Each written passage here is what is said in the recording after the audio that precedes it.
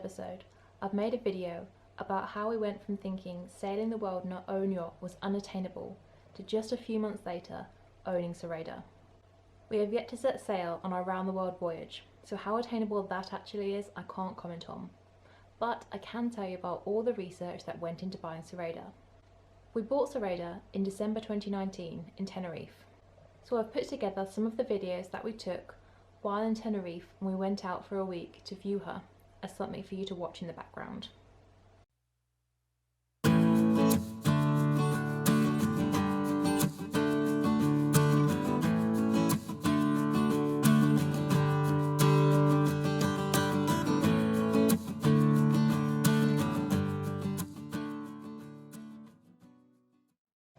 After just a few sails on Skullduggery, we knew for certain that we wanted to sail the world in our own yacht, and that it didn't matter how long it took, we were going to save up, buy a bigger yacht and go for it.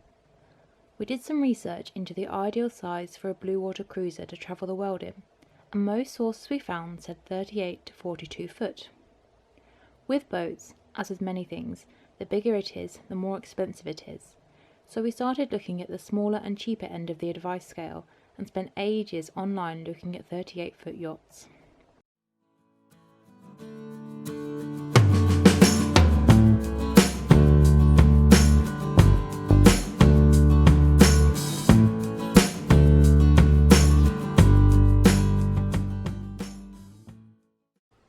We found that it was best to either buy a fairly new yacht, so all the equipment is new, which is very expensive, or buy an old yacht which has had all its equipment replaced over the years, so it's like a new boat in an old hull, but a fraction of the price.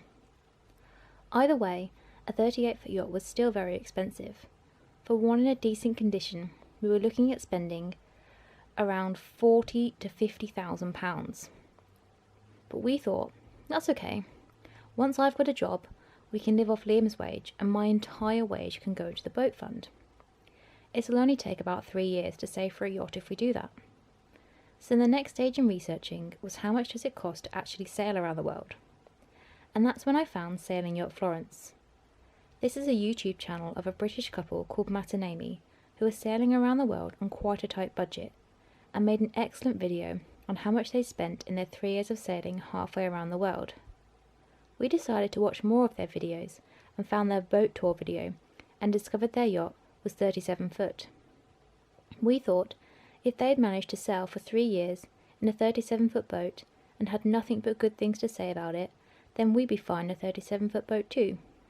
So I started searching for 37-foot yachts online, but found they were few and far between, so I decided we could cope with one less foot and search for 36-foot yachts instead. We could get a decent 36-foot yacht for around £30,000, so that would mean either less time saving up or more money to spend when we're travelling. So that was the plan.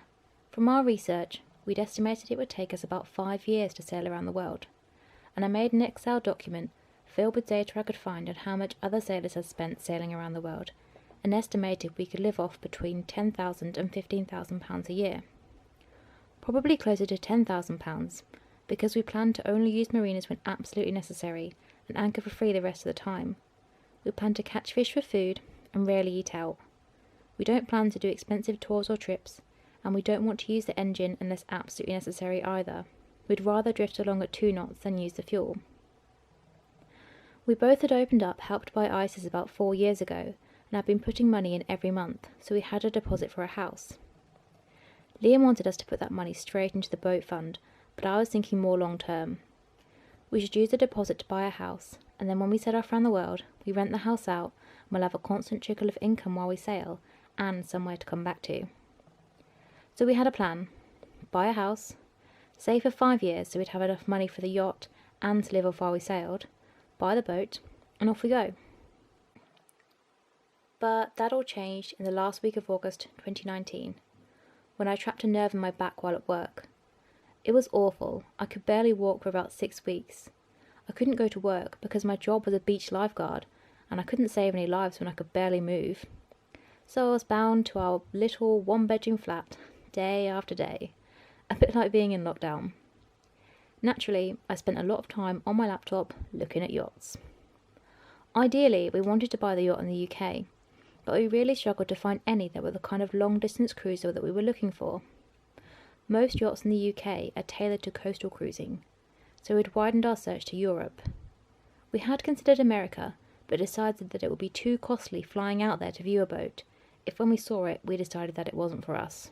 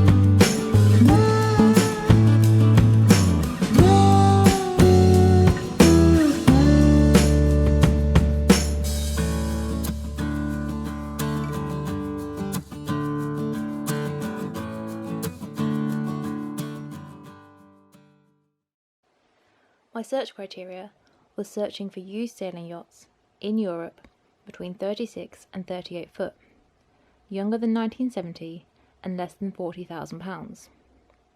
Then I thought, why am I even including 38 foot yachts in my search? They're too big and expensive for us. So even though I thought 35 foot would be too small, I changed the search to 35 to 37 foot, and I was surprised at the result. There was quite a drop in price. A lot of the 35-foot yachts were less than £20,000. Some were as cheap as £8,000 or £9,000, but there was a reason for that. They needed a lot of work. I found a yacht that was 35 foot.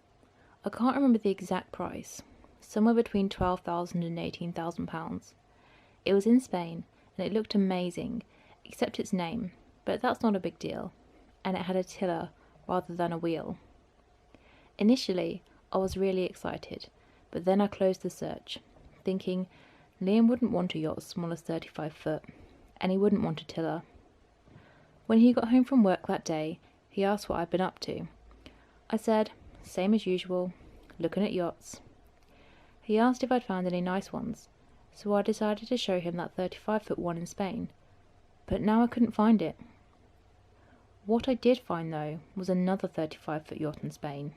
Well, in Tenerife. I'd found Sareda. So I said to Liam, this isn't the one I was going to show you, but this one sounds even better.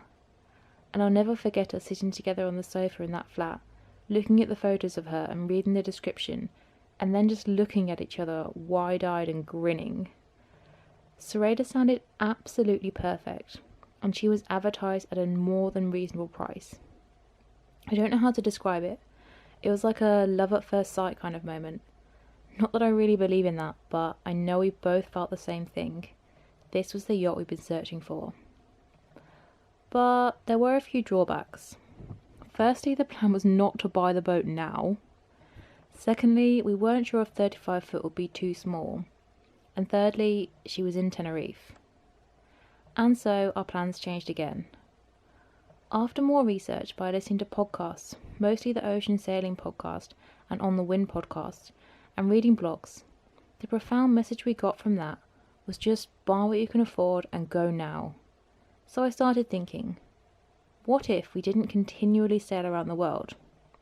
What if we bought this yacht, saved for the next year, and set sail to cross the Atlantic in December 2020?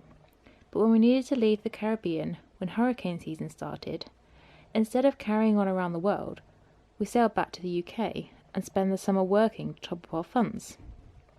Then crossed to the Caribbean again and continued doing that until we had the money to carry on around the world. We'd still buy the house and rent it out, so we'd have that income on top of our seasonal work.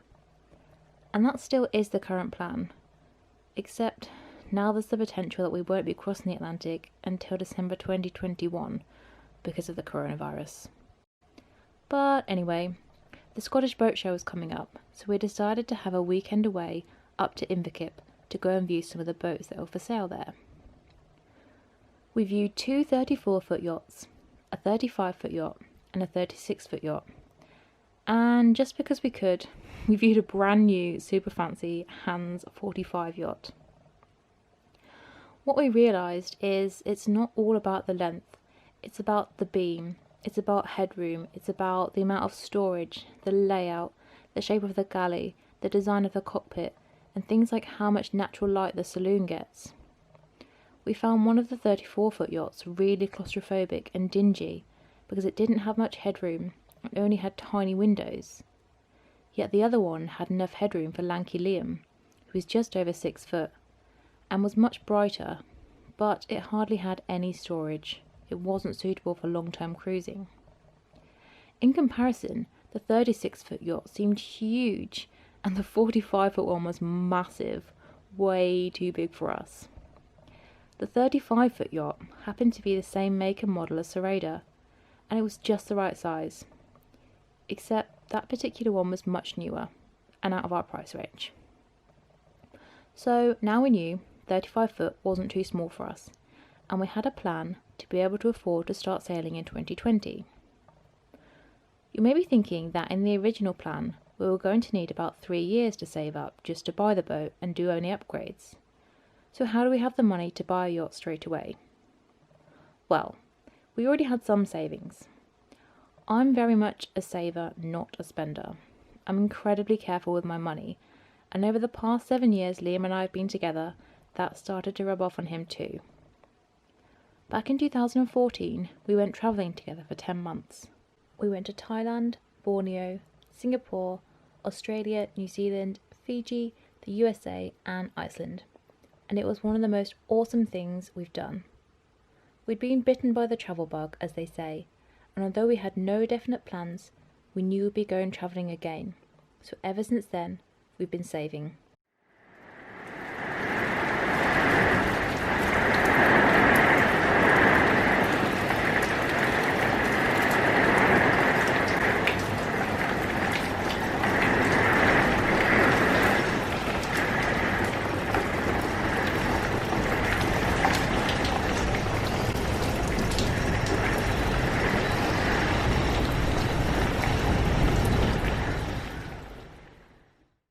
Before the boat plans, we were going to use our savings for our honeymoon. We're both dive masters, and we wanted to spend our honeymoon on a liveaboard somewhere awesome like the Galapagos or Socorro, or maybe road trip Western Australia and dive the Ningaloo Reef. But in the end, we spent a weekend camping in the Lake District. So we used our honeymoon money to buy Sareda. Now all we had to do was work out the logistics of this yacht being in Tenerife. Sailing her back to the UK would be quite a monumentous task. We'd be going against the prevailing winds and have to cross the notorious Bay of Biscay. It would take us an estimated 3 weeks, maybe more, and Liam couldn't take that much time off work. But keeping her in Tenerife was expensive. We emailed lots of different marinas for prices, but they were all so expensive. Where she currently was, in Santa Cruz de Tenerife, it cost about £1,000 just for 3 months.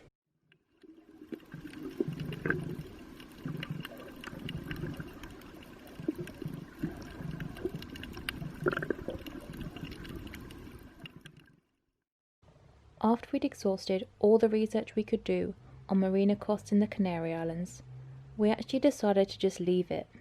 We said, we'll wait until we've bought a house and saved a bit more money, and if Sareda was still for sale, then we'd go and view her. But if she'd gone, we'd take that as she wasn't the yacht for us. But that didn't happen. We couldn't help it. We kept going back to her advert and looking through her photos. No other yacht we'd seen advertised matched up to her. She was the right size, we liked the layout, we absolutely loved her big windows letting in so much natural light. I liked her deep cockpit, I knew I would feel safe in it in big seas. She had so much storage, although we were sacrificing a guest cabin for all that storage. But we had to think realistically, how often would we even have guests sleeping on her? Probably quite rarely.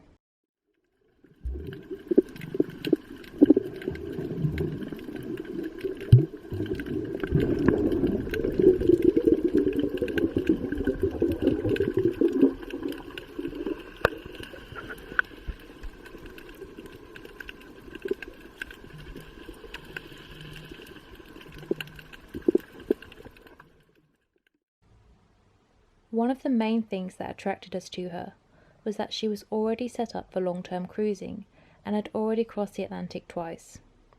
She came with solar panels and a wind generator, a life raft, a dinghy with outboard, and lots of useful things like maintenance books and engine spares.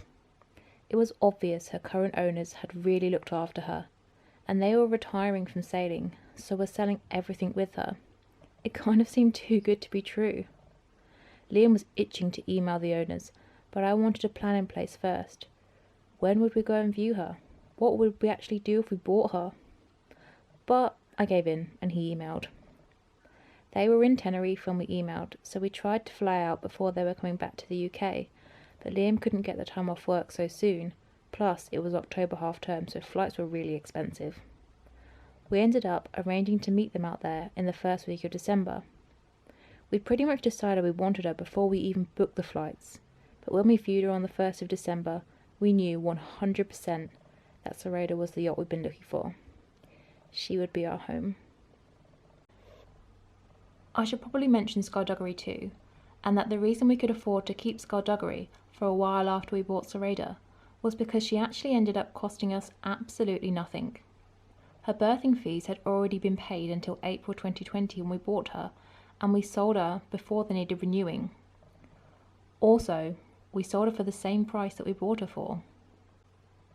Hopefully I didn't waffle on too much, and that was actually helpful to anyone who's been inspired to buy a yacht and sail around the world.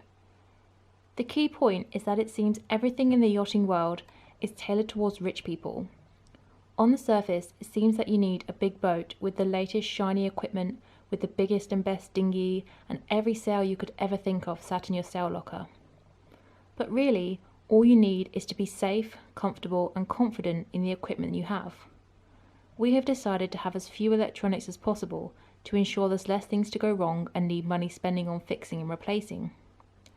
Our advice, if you're seriously looking at buying a yacht, is to go and look at everything of different ages and different sizes and different layouts. This will give you a better idea of what you like and what you don't like and what you'd be comfortable with, which will then point you towards your perfect yacht. Sareda wouldn't be perfect for everyone, but she's perfect for us.